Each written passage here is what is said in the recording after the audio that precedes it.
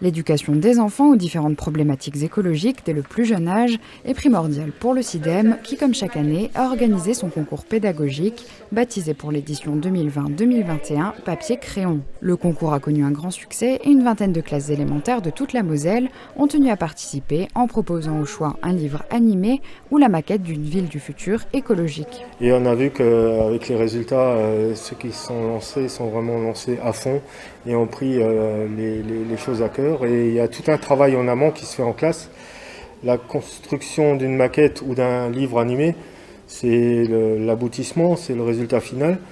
Mais il y a toute la préparation en amont, les recherches, parce qu'on a appris des choses intéressantes sur la vie des abeilles ou autres. Et on voit que ce n'est pas uniquement un travail de construction d'une maquette, mais un travail réfléchi avec la recherche documentaire avant, la mise en place de construction en elle-même, et puis le résultat final, accompagné d'un livret qui est très parlant, quoi, qui nous a permis de découvrir certaines choses qui visuellement ne sautaient peut-être pas à l'œil. Des projets aussi créatifs que réfléchis qu'a tenu à féliciter Roland Roth, président du CIDEM, avant de passer à la tant attendue remise des prix en présence des enseignants et des élèves retenus pour représenter les 6 classes lauréates. C'est un honneur pour le CIDEM que de proposer chaque année aux écoles un projet qui s'inscrit dans l'éducation au développement durable.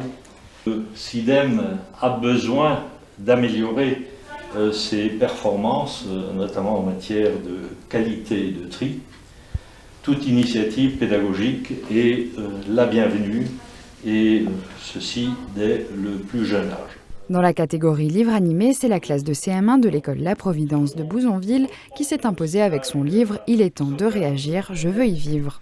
Il faut l'ouvrir déjà et ensuite ouvrir tous les ronds là.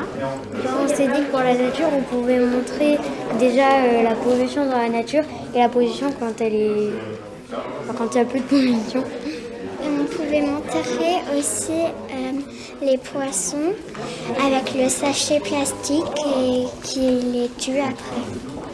On a appris plus sur l'environnement et de protéger la nature et les animaux. Déjà trier et pas jeter dans la nature.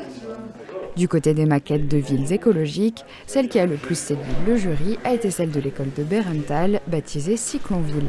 Là-bas, on a un récupérateur d'eau géant. Là, on a fait un restaurant avec des panneaux solaires. En fait, tous les bâtiments, ils sont faits avec l'énergie solaire. Ils fonctionnent à l'énergie solaire. Ici, c'est les souterrains. En fait, les voitures, elles passent comme ça pollue moins au-dessus. On remarque l'évolution chez les enfants, notamment des enfants qui s'impliquent dans de tels projets, de ces projets propres-là, ou d'autres projets que l'éducation nationale propose en lien avec l'éducation au développement durable. Il y a quand même une offre de plus en plus importante de projets. On va mettre en avant, par exemple, l'année prochaine, des classes rousses pour traiter vraiment des thèmes liés au développement durable, à la biodiversité, et pour pouvoir travailler ensuite dessus sur le restant de l'année.